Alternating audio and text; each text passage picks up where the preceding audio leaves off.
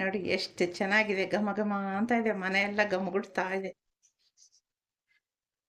Hi friends, Prabhakar ರೆಸಿಪಿಗೆ ಸ್ವಾಗತ. ಇವತ್ತು ಒಂದು ಬೇರೆ ರೀತಿ ಎಗ್ ಬಿರಿಯಾನಿ ಮಾಡ್ತಾ ಇದ್ದೀನಿ. ಅದಕ್ಕೆ ನಾನಿಲ್ಲಿ ಒಂದು ಹಿಡಿಯಷ್ಟು ಕೊತ್ತಂಬರಿ ಸೊಪ್ಪು, ಒಂದು ಹಿಡಿಯಷ್ಟು ಪುದೀನ ತೊಗೊಂಡಿದ್ದೀನಿ. ಹಾಗೆ ಒಂದು 6 ಮೆಣಸಿನ್ಕಾಯಿ ತೊಗೊಂಡಿದ್ದೀನಿ. ಇದಿಷ್ಟನ್ನು ಇದಕ್ಕೆ ಚಿಕ್ಕದೊಂದು ಜಾರಲ್ಲಿ ಹಾಕೊಂಡು ರುಬ್ಕೊಂಡು ಬರ್ತೀನಿ. ಮೊದಲು ಸ್ವಲ್ಪ ನೀರು ಹಾಕೋಬೇಕು ರುಬ್ಕೊಳ್ಳುವಾಗ, ಯಾಕಂದರೆ ಇದಕ್ಕೆ ಸ್ವಲ್ಪ ಇಷ್ಟು ನೀರು ಹಾಕ್ಕೊಳ್ತೀನಿ. ಈಗ ಇದಾಗಿದೆ ನೋಡಿ. ಇಷ್ಟು ಇಲ್ಲಿ ಮೀಡಿಯಂ ಸೈಜ್ ಇರೋ ದಪ್ಪ ಈರುಳ್ಳಿನ 4 ಈರುಳ್ಳಿನ ಈ ಥರ ಉದ್ದುದ್ದಕ್ಕೆ ಹೆಚ್ಚಿಟ್ಕೊಂಡಿದ್ದೀನಿ. ಇಲ್ಲಿ ಒಂದು 6 ಮೊಟ್ಟೆ ಬೇಯಿಸಿಟ್ಕೊಂಡಿದ್ದೀನಿ. ಇದನ್ನು ಸಿಪ್ಪೆ ತೆಕ್ಕೊಳ್ಳೋಣ. ಈಗ ಮೊಟ್ಟೆಗಳನ್ನ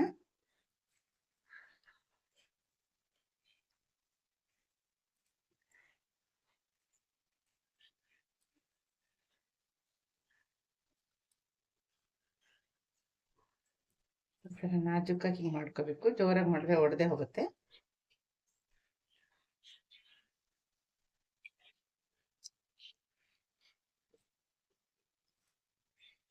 ಈಗ ಈ ಮೊಟ್ಟೆಗೆಲ್ಲ ಈ ಥರ ಸುಮ್ಮನೆ ಈ ಥರ ಕಟ್ ಹಾಕಿರ್ತೀನಿ ಹಿಂಗೆ.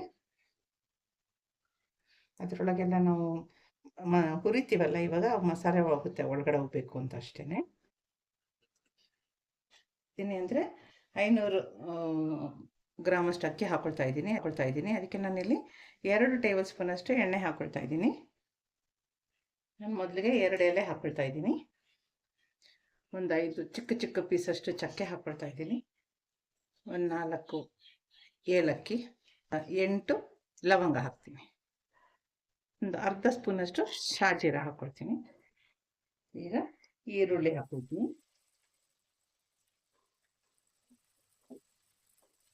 ಚೆನ್ನಾಗಿ ಇದನ್ನು ಸ್ವಲ್ಪ ಕಲರ್ ಚೇಂಜ್ ಆಗೋವರೆಗೂ ಬಿಟ್ಕೊಳ್ಳೋಣ.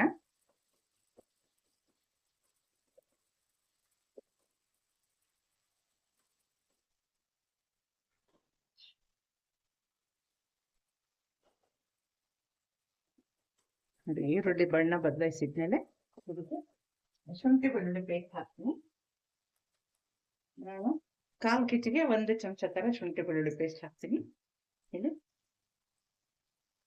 2 ಚಮಚದಷ್ಟು ಶುಂಠಿ ಬೆಳ್ಳುಳ್ಳಿ ಪೇಸ್ಟ್ ಹಾಕ್ತೀನಿ.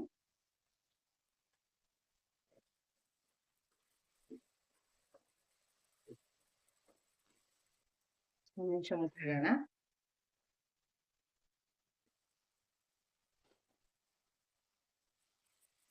ಇದನ್ನ ಒಂದೇ ನಿಮಿಷ ಮುಚ್ಬೇಕು. ಯಾಕಂದ್ರೆ ಶುಂಠಿ ಬೆಳ್ಳುಳ್ಳಿ ಪೇಸ್ಟ್ ಹಾಕಿರ್ತೀವಲ್ವ, ಅದು ಬಹಳ ಬೇಗ ತಲೆ ಹಿಡ್ಕೊಂಡ್ಬಿಡುತ್ತೆ. ಚೆನ್ನಾಗಿ ಶುಂಠಿ ಬೆಳ್ಳುಳ್ಳಿ ಪೇಸ್ಟ್ ಇದು ವಾಸನೆ ಹೋಗೋ ತನಕ ಹುರ್ಕೋಬೇಕು. ಪುದೀನ, ಕೊತ್ತಂಬರಿ ಸೊಪ್ಪು, ಹಸಿಮೆಣಸಿನ್ಕಾಯಿ ಪೇಸ್ಟ್ ಹಾಕ್ಕೊಳ್ತೀನಿ.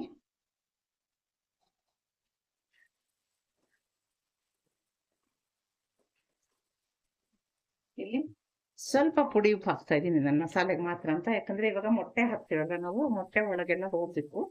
ಅದಕ್ಕೋಸ್ಕರ ಸ್ವಲ್ಪ ಈ ಮಸಾಲೆಗೆ ಆಗೋಷ್ಟು ಮಾತ್ರ ಉಪ್ಪು ಹಾಕ್ಬೇಕು. ಈಗ ಒಂದೊಂದೇ ಇದನ್ನು ತೆಗೆದು ಹಾಕ್ತೀನಿ ಅದರಲ್ಲಿ.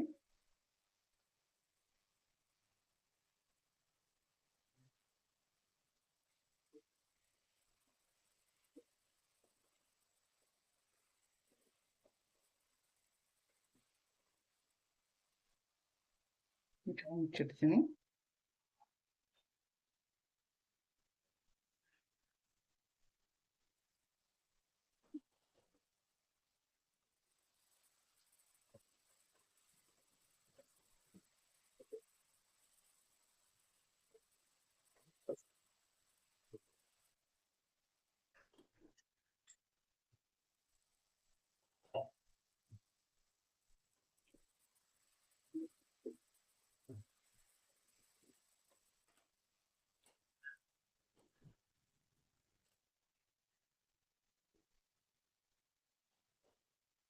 ಈಗ ಮೊಟ್ಟೆನೆಲ್ಲ ತೆಗೆದಿಟ್ಕೊಂಡ್ಬಿಡ್ತೀನಿ ಹೀಗೇನೆ.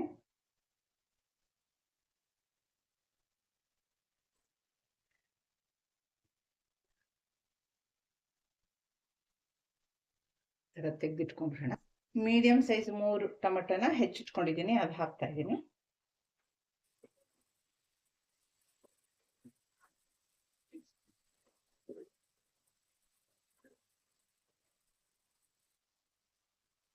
ಎರಡು ಸೌಟಷ್ಟು ಮೊಸರು ಹಾಕ್ತಾ ಇದ್ದೀನಿ.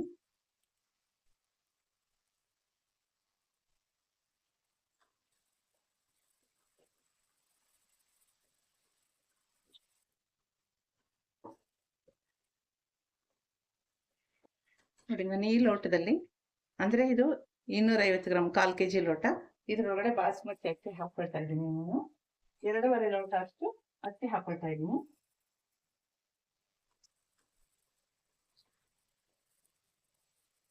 ಲೋಟ ಅಕ್ಕಿಗೆ ನಾನಿಲ್ಲಿ 5 ಲೋಟ ನೀರು ಹಾಕೋಬೇಕು. ಆದ್ರೆ ನಾನಿಲ್ಲಿ 4 ಲೋಟ ಹಾಕೊಳ್ತಾ ಇದ್ದೀನಿ. ಯಾಕೆಂದ್ರೆ ಟೊಮೆಟೊ ಗೊಜ್ಜು, ಎಣ್ಣೆ, ಮೊಸರು ಅದ್ರದ್ದೆಲ್ಲ ಇದೆ ಅಲ್ವಾ, ಅದೆಲ್ಲ ಸೇರಿಸಿ 1 ಲೋಟ ಅಷ್ಟು ಆಗತ್ತೆ. ಇಲ್ಲಿ 4 ಲೋಟ ಅಷ್ಟು ನೀರು ಹಾಕೊಳ್ತಾ ಇದ್ದೀನಿ.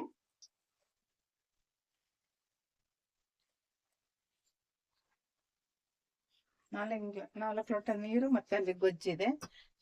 ಅಕ್ಕಿ ನೋಡ್ಕೊಂಡು ಹಾಕೊಳ್ಳಿ ನೀವು, ಯಾಕಂದ್ರೆ ಹಳೆ ಅಕ್ಕಿ ಆದ್ರೆ ಸ್ವಲ್ಪ ನೀರು ಜಾಸ್ತಿನೇ ಹಿಡಿಯುತ್ತೆ. ಹೊಸ ಅಕ್ಕಿ ಆದ್ರೆ ನೀರು ಕಮ್ಮಿ ಹಾಕಿದ್ರು ನಡೆಯುತ್ತೆ.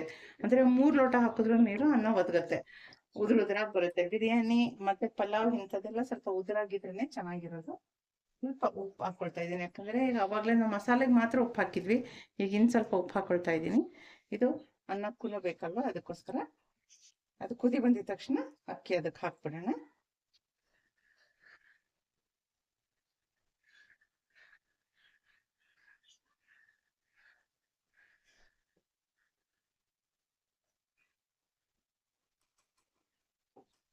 ಈ ತರ ನೀರು ಕುದಿ ಬಂದಿದ ತಕ್ಷಣ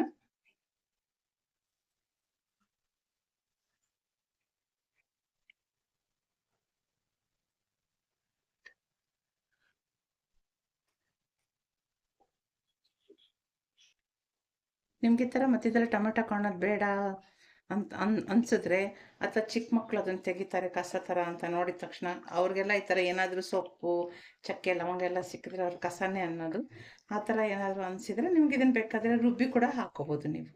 ಉಪ್ಪು ನೋಡ್ಕೊಳ್ಳಿ, ಉಪ್ಪಿನ ಟೇಸ್ಟ್ ನೋಡ್ಕೊಳ್ಳಿ.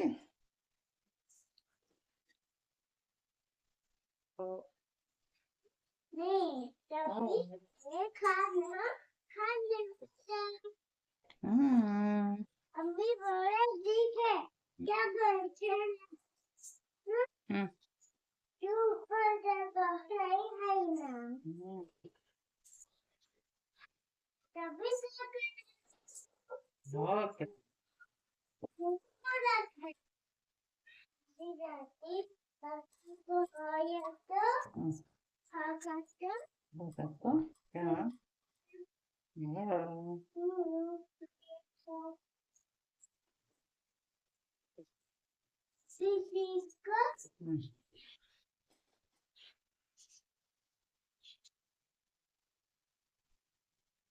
ನೋಡಿ ಫ್ರೆಂಡ್ಸ್, ಎಷ್ಟು ಚೆನ್ನಾಗಿ ಕಾಣಿಸ್ತಿದೆ. ಇದು ಹೀಗಿರ್ಬೇಕು ನೋಡಿ, ಒಡೆದು ಹೋಗಿರಲ್ಲ, ಮಸಾಲೆನೂ ಒಳಗಡೆ ಹೋಗಿರುತ್ತೆ, ಆ ಥರ ಇರಬೇಕು. ಪಲಾವ್ ಮಾಡಿದ್ರೆ, ಮತ್ತೊಂದು ಮಾಡಿದ್ರೆ ಎಲ್ಲ ಕೊತ್ತಂಬರಿ ಸೊಪ್ಪಿಂದ ಗಾರ್ನಿಷ್ ಮಾಡ್ತೀವಲ್ವ, ನಾವಿಲ್ಲಿ ಪುದೀನ ಸೊಪ್ಪಿಂದ ಗಾರ್ನಿಷ್ ಮಾಡ್ತಾ ಇದ್ದೀನಿ.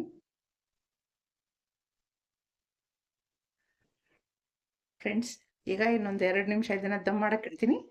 ನಮ್ಮ ಎಗ್ ಬಿರಿಯಾನಿ ರೆಡಿಯಾಗಿದೆ.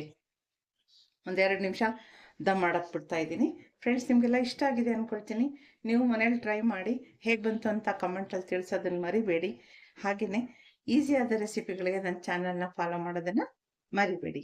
Thank you friends, thank you for watching. ನೋಡಿ ಎಷ್ಟು ಚೆನ್ನಾಗಿದೆ, ಘಮ ಘಮ ಅಂತ ಇದೆ, ಮನೆಯೆಲ್ಲ ಘಮಗುಡ್ತಾ ಇದೆ.